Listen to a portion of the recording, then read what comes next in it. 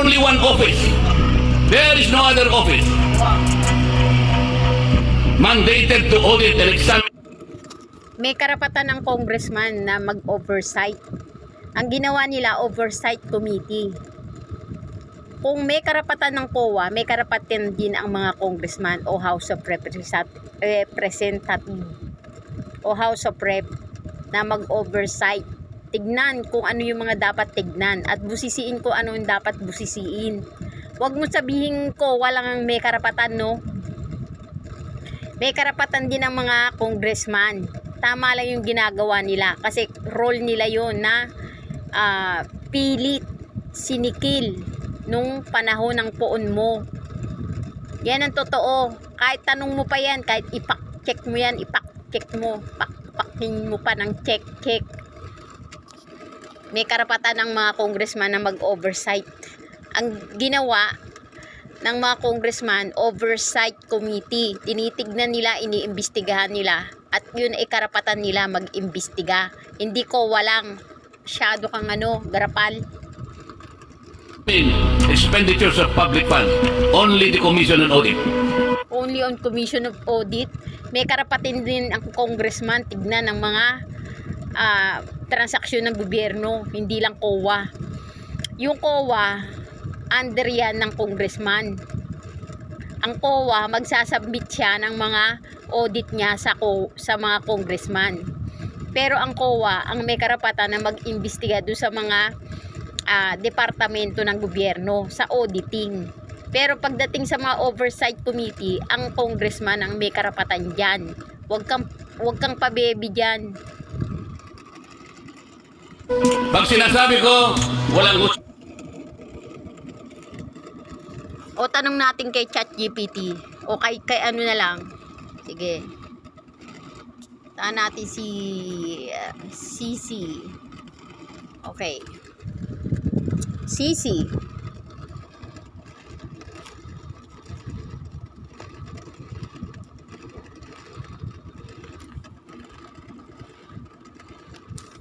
CC, is it true that that COA has only the power to investigate on this transaction of the government? Is it only the COA or is it the House of Representative or the congressman? Is there any rights for the congressman to oversight the transaction of the government?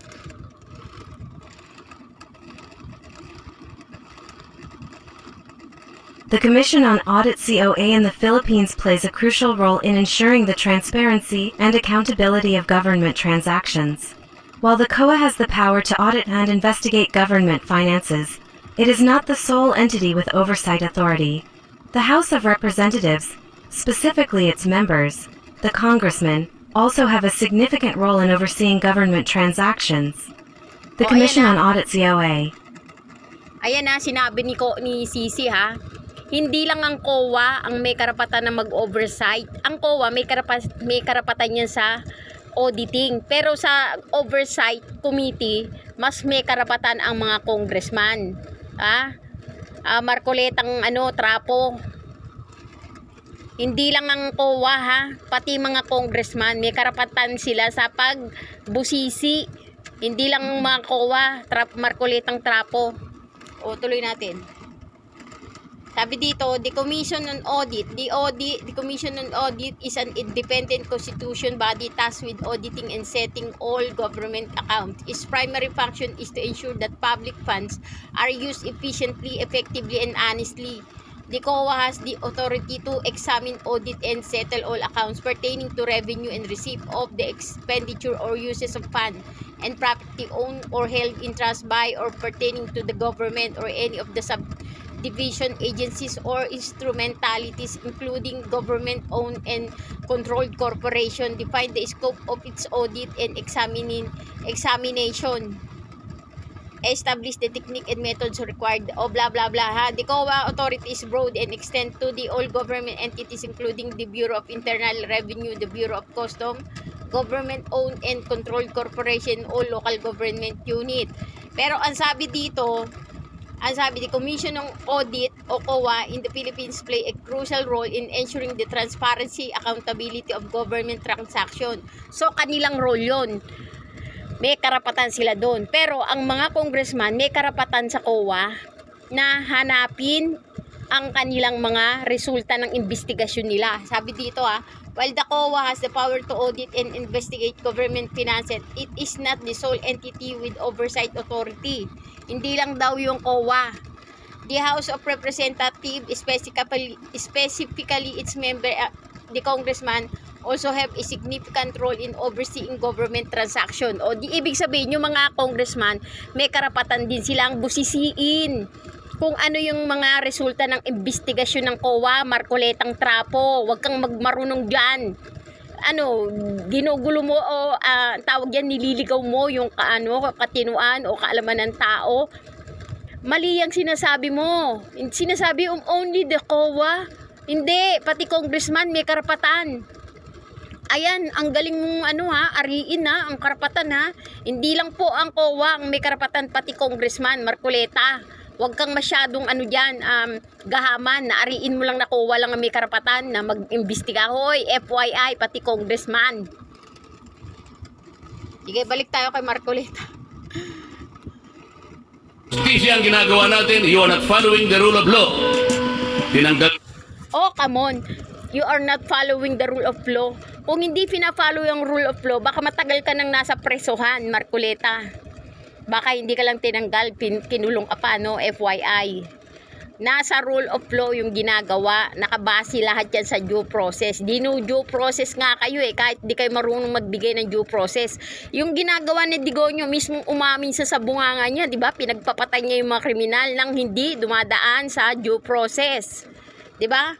Tapos yung ginagawa na paghalungkat sa paglustay ni Inday Lustay, due process din yan kasi dinadaan yan sa investigating body. Yung mga investigating body, yan yung mga congressman. Para sabihin ko sa'yo, huwag kang sinungaling dyan, tamaan ka sana ng kidlat, Marcoletang Trapo. Nila ko sa Justice Committee. Tinanggal ka kasi naamoy ng PBBM administration, na meron kayong binabalak. Dapat nga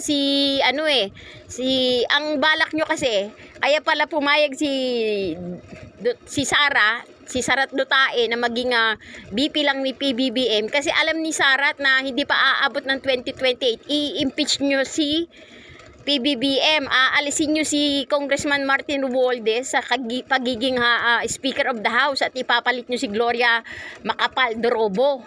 At ikaw nga inalis ka doon kasi meron ka ring power na ipatanggalin si Martin Romualdez. Kaya inalis ka doon. Kaya binaba lahat ang ranggo nyo kasi masama, maitim ang binabalak nyo sa presidente. I-impeach nyo siya, aalisin nyo si Speaker of the House na si Martin Romualdez, papalitan ng ninang nyo, ninang Glory nyo para para i-impeach si PBBM. Kaya ka inalis doon. Naamoy lang yung maitim yung balak na unahan lang kayo. Kaya ka in-impeach, okay? Alam mo ba, kaya ka inalis kasi meron kang maitim na balak, okay? Isa ka kasi doon sa mga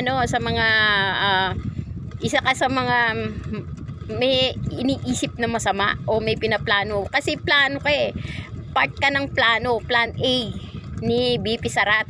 Kaya ka inano doon, okay? Naamoy lang kasi nila yung kasamaan nyo, okay? Kasi i-impeach nila yung Vice President. I-impeach nila. Paano mong nalaman nung araw, nung pagkaupo pa lang ni PBBM, wala pa siyang masamang binabalak o wala siyang iniisip na masama sa inyo. Ang pagtingin ni PBBM sa inyo, totoo. Kaya nga hanggang ngayon hindi niya magawang ipa-impeach si Sarat kasi naghahangad pa rin siya na mabuo kayo, na mayroon pa rin siyang hinahangad na unity team. Pero sa totoo lang, sa umpisa pa lang ng pagiging pagbuo nyo ng unity, meron na palang grand na plano. May balak na ang ninang Gloria nyo. Si Gloria Macapagal-Dorobo, siya talaga ang makapal Arobo. Siya pala yung merong talagang plano kasi yan si Gloria Macapagal-Dorobo, pro-China yan. At yun talaga ang motibo niya, patalsikin si PBBM through impeachment. O ngayon, dahil natunugan ni BBBM dahil si Percy Lapid, 'di ba? O buhay ang sinakripisyo ni Percy Lapid para sabihin niya kay PBBM na ginagamit lang siya ni Sara at Dutae. 2021 pa lang at saka 2022 nagsisisigaw na si Percy Lapid. Ha? Sinasabi na ni Percy Lapid kung ano yung mangyayari kay PBBM pag hindi siya nagising sa katotohanan na ginagamit lang siya ni Sara at Dutae para maging presidente. O, natunugan ni PBBM sa pamamagitan ng Percy Lapid dahil nung patayin si Percy Lapid, natauhan si PBBM na totoo pala itong sinasabi ni Percy Lapid, 'di ba? Na totoo pala yung mga pinagsisisigaw ni Percy Lapid. Kaya nag-isip si PBBM at nag-imbestiga at totoo nga natuklasan niya na talagang meron kayong itim na binabalak sa kanya. Okay? Kayo ang unang masama ang binalak kay PBBM. Walang masamang tinapay si PBBM sa inyo nung una. Ano pa sabi nyo kay PBBM? Kuting. Ina-underestimate nyo si PBBM. Oh, sino ang nagsimula lahat niyan? Anong sinasabi nyo kay PBBM? Kuting, walang alam.